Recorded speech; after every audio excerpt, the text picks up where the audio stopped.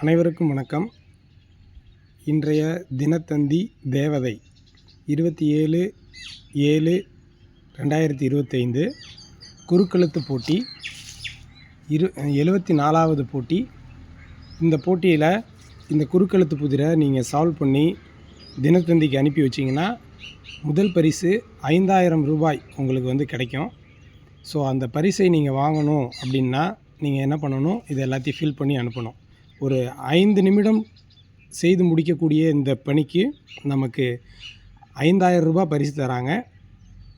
அந்த 5000 ரூபாயில் பிரித்து தராங்க, 10 பேருக்கு 500 ரூபாய் பிரித்து தராங்க. ஸோ அதனால் ரொம்ப ஈஸியான ஒரு விஷயம். இதை நாம் செய்கிறது ரொம்ப ஈஸி. ஃபஸ்ட்டு இடமிருந்து வலம். விண்வெளிக்கு சென்று வந்த இந்திய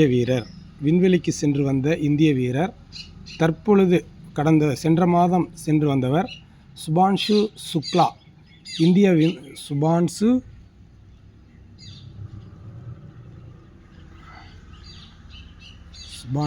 சுக்லா. இவர் அக்டோபர் 10, 1985 லக்னோவில் பிறந்தார். இந்திய விமானப்படையின் குரூப் கேப்டனாக இப்போ வரைக்கும் பதவியில் இருக்கார். இவர் போயிட்டு வந்தது ஸ்பேஸ் எக்ஸ், எலான் மஸ்கோட ஸ்பேஸ் எக்ஸ் டிராகன் விண்கலத்தில் விண்வெளிக்கு போயிட்டு அங்கே ஆராய்ச்சி முடிச்சுட்டு வந்திருக்காரு. ஸோ அது நம்ம இந்தியர்கள் அனைவருக்கும் ஒரு பெருமை தரக்கூடிய ஒரு விஷயம். 5 மன்னர் தலையில் சூடுவது என்ன சூடுவோம்? கிரீடம். மன்னர் தலையில் சூடுவது 4 எழுத்துச் சொல் கிரீடம். 12 ஒரு வண்ணம் 3. 12 ஒரு வண்ணம் ஈஸியாக இருக்கிறது அப்படின்னு சொல்லி பார்த்தோம்னா 3 எழுத்துச் சொல்லில் பச்சை. அடுத்து 3 முடிஞ்சிருச்சு, இடமிருந்து வளம் 3 முடிஞ்சிருச்சு, வளமிருந்து இடம் 3. 4 பூட்டை திறக்க உதவுவது 2 எழுத்துச் சொல் ரொம்ப ஈஸி. நமக்கு எல்லாத்துக்கும் தெரிஞ்சது என்னது? வளமிருந்து இடம். அப்போ என்னது? சாவி. இந்த சாவிங்கிறது தமிழ் சொல் அப்படின்னு நம்ம நினச்சிட்டு இருக்கோம், அதுதான் கிடையாது. சாவி அப்படிங்கிறது போர்த்துகீசிய மொழி சொல். நம்ம தமிழில் சாவிக்கு என்ன சார் பொருள் அப்படின்னு சொல்லி கேட்டிங்கன்னா திறவுகோல் அப்படின்னு சொல்கிறாங்க. அதனால் சாவி அப்படிங்கக்கூடிய வார்த்தை தமிழ் வார்த்தை கிடையாது, ஒரு போர்த்துகீசிய மொழி அப்படிங்கிறத நாம் இன்றைக்கி தெரிஞ்சுக்கிட்டோம். அடுத்து அழகிய வண்ணக்கோலம் அப்படின்னா என்னது?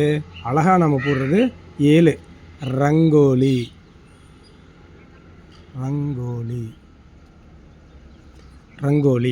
இந்த ரங்கோலி கோலம் இங்கே என்ன வந்திருக்கு உங்களுக்கு? கோலம்னு வந்திருக்கா? புள்ளி வைத்து போடுவது கோலம்.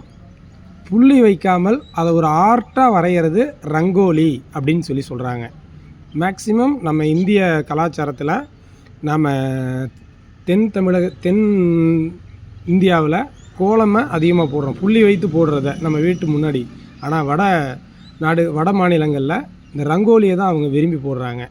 என்ன இருந்தாலும் அதுவும் ஒரு அழகு சேர்க்கக்கூடிய ஒரு விஷயந்தான். அடுத்து 10 வண்டு எழுப்பும் ஒலி. 5 எழுத்துச் சொல் வண்டு எழுப்பும் ஒலி. 10 என்னதுங்க? வண்டு என்ன ஒலி எழுப்போம்? ரீங்காரம் இடும் இல்லையா?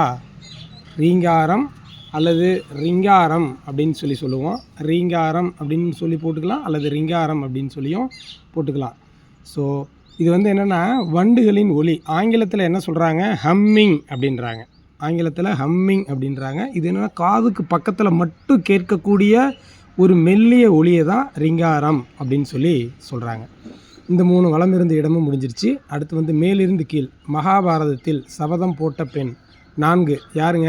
அப்புறம் இங்கே மேலே ஆல்ரெடி இருக்குது நமக்கு 2 பா இருக்குது, சுபான்ஸில் பா இருக்குது, சாலி 3 இருக்குது. அப்போ என்னது? இஞ்சு மட்டும் போட்டோம்னா ஈஸியாக முடிஞ்சிடும். பாஞ்சாலி. மகாபாரதத்தில் பாஞ்சாலி துரியோதனுக்கு எதிராக சபதம் போடுறாங்க அப்படிங்கிறது நமக்கு தெரியும். அடுத்து 3 வெள்ளிக்கிரகம் அப்படிங்கிறது என்னது? முதல் எழுத்து என்ன வருது? நம்ம குழப்பிடக்கூடாது, அதுக்காக தான் முதல் எழுத்தை வச்சு நாம் வார்த்தைகளை கண்டுபிடிக்கலாம். அதனால் சு இ கி ர இன் சுக்கிரன். ஆங்கிலத்தில் வீனஸ் அப்படின்னு சொல்லுவோம். இருக்கக்கூடிய கிரகங்களில் மிக பிரகாசமான கிரகம் வந்து சுக்கிரன். ஸோ சூரிய குடும்பத்தில் 6வது பெரிய கோள். இதோட இன்னொரு முக்கியமான விஷயம் வந்து என்னென்னா, சூரியனுக்கு அடுத்தபடியாக மிகவும் வெப்பமான ஒரு கோள் இது சுக்கிரன் தான். ஆங்கிலத்தில் வீனஸ், சூரியனை விட வெப்பமான கோள், மிகவும் பிரகாசமானது. ஸோ இவ்வளோ தகவல் இந்த சுக்கிரனில் இருக்குது.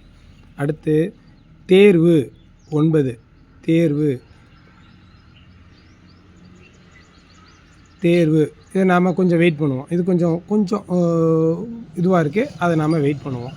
அடுத்து கண்ணகியின் கணவன் யார்? கண்ணகியின் கணவன் யார்? நமக்கு தெரியும், கோவலன். இளங்கோவடிகள் எழுதிய சிலப்பதிகாரத்தில், ஐம்பெருங்காப்பியமான இளங்கோவடிகள் எழுதிய சிலப்பதிகாரத்தில் கதையின் நாயகன் யாருங்க? கோவலன். நாயகி கண்ணகி. ஸோ அப்போ இதில் வந்து என்ன, கோவலன். அப்போ அதுவும் ஈஸியாக முடிஞ்சிருச்சு.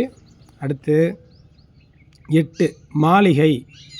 என்னதுங்க மாளிகை அப்படின்னா? பங்களான்னு சொல்லுவோம் இல்லைங்களா? மாளிகை அப்படிங்கிறதுக்கு பங்களா அப்படின்னு சொல்லுவோம். அடுத்து 11 ஓவியம். மாளிகைக்கு 4 எழுத்து சொல், பங்களா முடிஞ்சிருச்சு. அடுத்து ஓவியம். ஓவியம் அப்படிங்கிறதுக்கு என்னதுங்க? படம். ஓவியம்ங்கிறதுக்கு ரொம்ப எளிமையான ஒரு சொல். நான் வேறு ஏதாவது வருமோ அப்படின்னு குழப்பிக்கிட்டே இருந்தேன். ஓவியம் அப்படின்னா சித்திரம்னு சொல்லுவோம், அல்லது படம் அப்படின்னு படம் அப்படிங்கிறத படாம் அப்படின்னு கூட ஒரு வார்த்தை இருக்குது அப்படின்னு சொல்கிறாங்க. ஸோ அதனால் ஓவியம் அப்படிங்கிறதுக்கு எளிமையான தமிழ் சொல் என்னதுங்க? படம். அடுத்து நமக்கு இருக்கக்கூடிய ஒன்று வந்து 8 வலமிருந்து இடமா? இல்லை, இடமிருந்து வலமிருந்து இடம். 9 தேர்வு.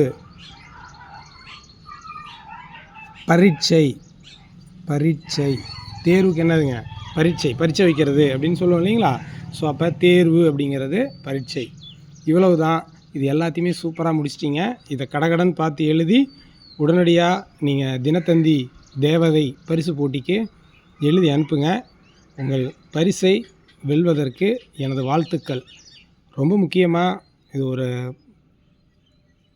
உங்களுக்கு இந்த தகவல் குறுக்கெழுத்து போட்டி போடுவதற்கான ரொம்ப முக்கிய காரணம், எல்லாம் வார்த்தை வொக்காபுலரியை வந்து அதிகப்படுத்திக்கணும் அப்படிங்கிறதுக்காக.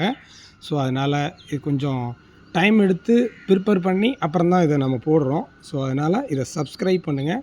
ஏதாவது தவறு இருந்ததுனாவோ, இல்லை வேறு ஏதாவது உங்களுக்கு கருத்து இருந்ததுனாவோ அதை வந்து கமெண்ட்ஸில் சொல்லுங்கள். Thank you so much.